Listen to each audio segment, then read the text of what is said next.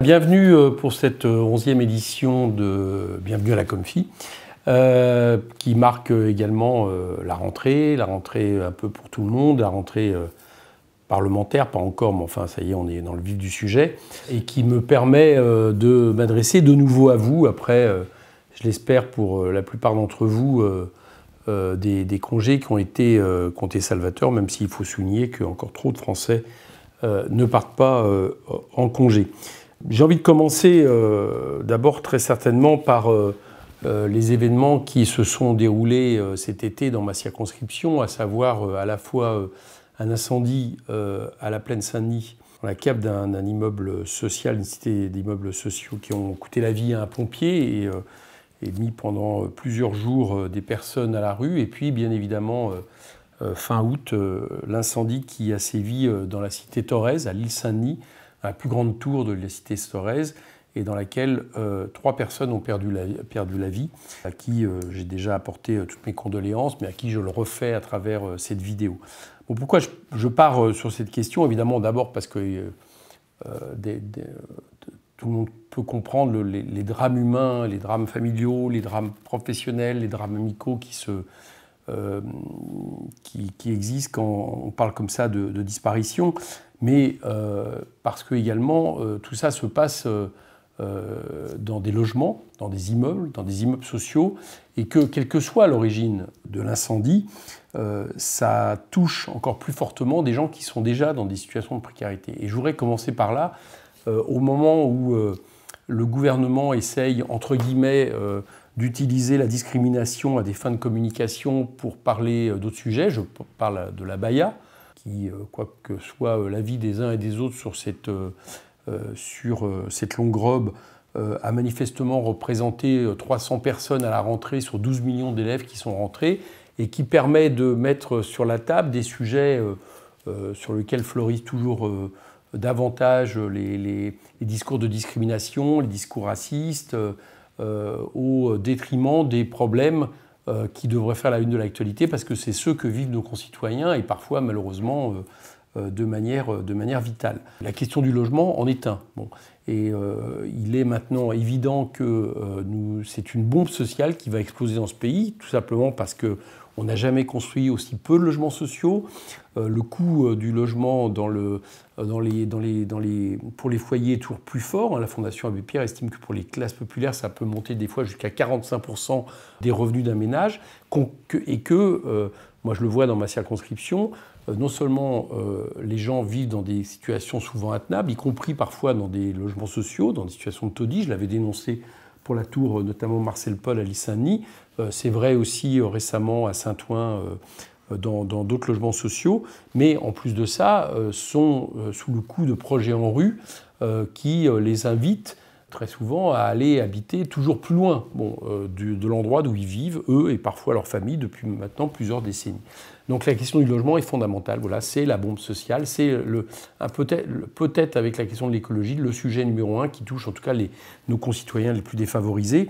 Et je crois, puisque je vais vous en parler après, que ça doit être, je l'ai demandé hier encore à Bruno Le Maire et au nouveau ministre Cazenave du budget, je pense qu'il faut que ça soit au cœur du budget de la nation, de considérer qu'il y a un quoi qu'il en coûte du côté du logement, parce que sinon, peut-être que souvent c'est silencieux, chacun est souvent un peu seul face à la question d'un loyer trop cher, à la question de charges trop chères, à la question d'un logement qu'il ne trouve pas quand il apprend que sa tour est détruite, mais n'empêche, au bout d'un moment, ça touche des millions de nos concitoyens. Cette question du logement, elle rejoint finalement la question aussi du pouvoir d'achat et de ce qui touche une part grandissante de nos concitoyens. Le Secours populaire vient de sortir une étude qui explique qu'aujourd'hui, 1 Français sur 5 est en découvert, qu'un Français sur 3, même plus d'un Français sur 3, ne fait pas 3 repas par jour, faute de moyens. Bon. Donc ça veut dire que derrière des chiffres économiques que le gouvernement met en avant, l'emploi irait bien, etc., il y a une partie de plus en plus importante de concitoyens qui est en train de tomber dans la misère. Voilà. J'en ai parlé du logement, je parle maintenant de la question de l'alimentation. Et cette question de l'alimentation, la question de l'inflation, qui est véritablement le vrai reflet de l'inflation, eh bien, on peut penser que ce devrait être au cœur d'un gouvernement qui a à cœur l'intérêt général. Donc c'est pour ça qu'il faut reparler blocage des prix. Il ne faut pas seulement qu'on se contenter de demander aux grands distributeurs qui ont des marges extrêmement importantes, qui expliquent une grosse partie de l'inflation, ou aux industriels de l'agroalimentaire de bien vouloir baisser les prix sur un certain nombre de produits, surtout qu'on s'aperçoit que souvent ce n'est pas suivi d'effet. Il faut bloquer les prix et il faut aussi indexer les salaires, indexer les revenus de manière générale sur l'inflation. C'est un deuxième sujet absolument fondamental et ce n'est pas ce qui vient de se passer avec les Restos du Cœur qui réglera le problème. Troisième sujet évidemment majeur, c'est l'éducation. Je parlais de l'abaya tout à l'heure. Pourquoi il y a eu l'abaya qui a été mis sur la table? C'est parce que ça permet de cacher une rentrée catastrophique. Il y a 3000 emplois d'enseignants qui n'ont pas été pourvus parce qu'ils n'ont pas trouvé preneur, avec un problème de formation des enseignants, un problème de salaire qui est très inférieur à la moyenne de l'OCDE, très inférieur à ce qu'étaient payés les enseignants il y a 40 ans et qui pose donc le problème de nombreux postes non pourvus. Il y a eu 2000 postes supprimés d'enseignants qui font suite à des milliers qui ont été supprimés sur le mandat précédent. Il y a 2000 classes d'élémentaires qui ont fermé cet été. Il y a 6000 chauffeurs de car qui manquent et on sait très bien ce que ça coûte pour les écoles et ce que ça induit. Il y a une santé scolaire qui est dans une situation catastrophique et également l'encadrement des enfants en situation de handicap. Donc voilà aussi ce qui nécessiterait un plan d'urgence dans le prochain budget. Et ça me permet d'aborder la question budgétaire, puisqu'on nous a présenté en ce début de semaine ce qu'appelle le dialogue de Bercy, les premiers éléments de ce que sera le budget 2027.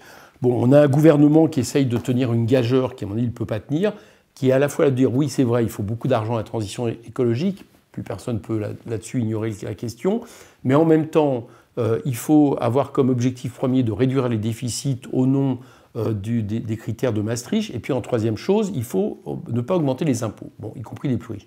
Bon, à un moment donné, tout ça tourne en rond, parce que si vous voulez faire de la transition écologique, et que par ailleurs, vous constatez que vous n'avez pas beaucoup de baisse de dépenses publiques à pouvoir faire quand vous avez les problèmes que je vous ai énumérés juste avant, tout ça, il y a le serpent qui se mord la queue, même quand vous êtes un libéral et que vous pratiquez une politique de l'offre et de la compétitivité. Donc ce budget, ça va être l'occasion de mettre l'accent dessus. Alors je l'ai dit en termes de dépenses, sur les questions d'éducation, logement, sur les questions alimentaires, sur les questions d'inflation, de pouvoir d'achat, etc., mais aussi sur le problème prégnant de notre société, qui est la question du partage des richesses, et qui, je crois, peut être majoritaire à l'Assemblée, parce que même dans les rangs de la majorité, on s'interroge sur les aides aux entreprises non conditionnées à hauteur de 100 milliards, on s'interroge sur le fait que les 150 personnes les plus riches de notre pays ont un taux de prélèvement d'impôt fiscal qui est de l'ordre de 26%. C'est-à-dire que si ils payent en gros 2% de leur impôt sur le revenu, ils ont à peu près un peu plus de 20% d'impôts professionnels, puisqu'ils passent beaucoup par leurs activités professionnelles pour gagner en gros leur vie, j'allais dire. Bon, et donc ils ont un taux de 26%. Alors comparez-le avec l'imposition, par exemple, des 10% les plus favorisés qui atteint environ 45%, vous constaterez qu'il y a un gap, c'est important, et ça nous coûte des dizaines de milliards d'euros. Donc il va falloir aller chercher là-dedans, et je pense que ça va être au cœur des débats budgétaires, et je pense qu'on peut avoir des majorités, parce que je vous l'ai dit, même au niveau de la majorité, on se pose des questions là-dessus. Donc vous l'aurez compris, ce budget, pour moi, c'est la question du partage des richesses qui doit être posée en termes de recettes, et la question également de ce qu'il faut faire en matière écologique. Ce que propose le gouvernement à hauteur de 7 milliards est très insuffisant par rapport aux sommes qui sont nécessaires. Le Pisani-Ferry, qui vient de faire un rapport, qui est un économiste qui était autrefois proche d'Emmanuel Macron, pense qu'il faut au moins 37 milliards venant simplement de l'État, des finances publiques pour la transition écologique. Bon, on voit bien que 7 milliards, on est loin du compte. Et puis les questions de logement, éducation, alimentaire. Voilà un petit peu ce que je voulais vous dire en cette rentrée et la manière dont on va aborder le budget.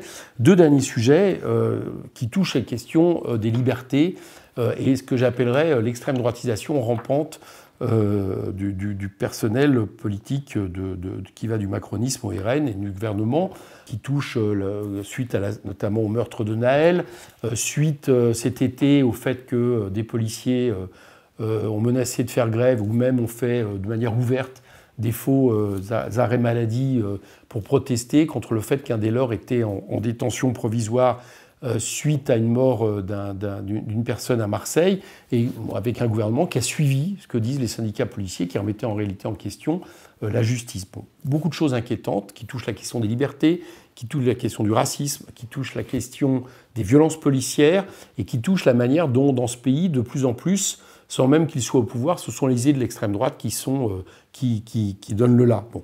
Et de ce point de vue, il y a plusieurs éléments. Il y a une manifestation importante que je voulais déjà signaler le 23 septembre, qui va réunir quasiment tous les syndicats, les associations, les collectifs de familles de victimes de violences policières, les collectifs des quartiers populaires, et qui se déroulera à Paris, dans toute la France, et auquel, à mon avis, je vous invite d'ores et déjà à vous rassembler, parce que je pense que ça doit être le moment aussi de dire stop à cette extrême droitisation du pays, à cette remise en question des libertés qui me semble important. Dernier petit message, on est mercredi, aujourd'hui 6 septembre. Ce matin, le syndicaliste Sébastien Ménéplier était convoqué au commissariat de Montmorency pour des faits survenus pendant les grèves sur les retraites. Et les mobilisations. 1000 de ses camarades syndicalistes ont, d'une manière ou d'une autre, été poursuivis. Parfois, c'est des licenciements, d'autres fois, c'est par la justice suite à ces grèves.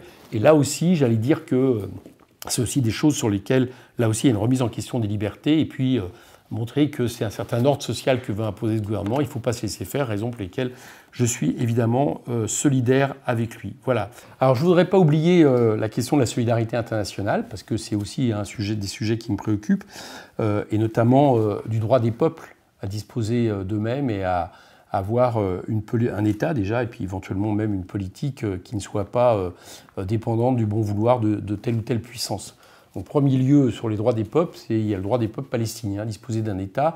Et c'est la raison pour laquelle j'ai souhaité, avec le maire Mohamed Diabali de l'île Saint-Denis, accueillir Salah Hamouri, qui a été, vous le savez, expulsé d'Israël, qui est franco-israélien, et qui, j'allais dire, a vécu dans les geôles israéliennes sur des accusations sans fondement, mais surtout qui a vécu la répression que connaît malheureusement le peuple palestinien, et qui sera le 29 septembre à 19h à l'île Saint-Denis, au théâtre de l'île Saint-Denis, où on l'accueillera avec le maire et en compagnie d'Ala Abou Assira, qui est l'ambassadrice de Palestine en France.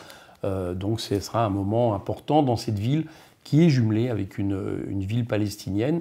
Donc je vous y invite. Et puis là, ces jours-ci, je pars en déplacement politique dans le cadre du groupe d'amitié franco-cubain qui est présidé par André Chassaigne à Cuba, parce qu'il me semble important de rappeler que cette île d'Amérique latine, au-delà de telle ou telle critique qui peuvent être portées au régime, je ne rentre pas dans ces discussions, mais vit un blocus économique maintenant depuis des décennies des États-Unis d'Amérique qui s'est aggravé sous Donald Trump et qui n'a pas malheureusement été atténué, et qui fait que c'est un pays totalement étranglé d'un point de vue économique et également dans tout ce qu'essaye d'apporter le régime d'un point de vue de la santé et de l'éducation à la population cubaine. Et je pense qu'il est toujours important à rappeler que nous sommes pour l'indépendance des peuples, nous sommes pour l'indépendantisme, nous refusons le fait qu'un pays ne puisse pas appliquer la politique qu'il souhaite, et que les États-Unis notamment, comme empire, c'est pas le seul, mais s'arroge le droit de considérer qu'il peut l'étrangler économiquement. Donc c'est une chose que je vais réaffirmer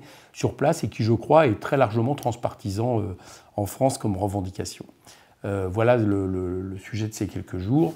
Le mois de septembre, vous voyez, va être très rempli. On se retrouve dans un mois pour faire le point. À bientôt.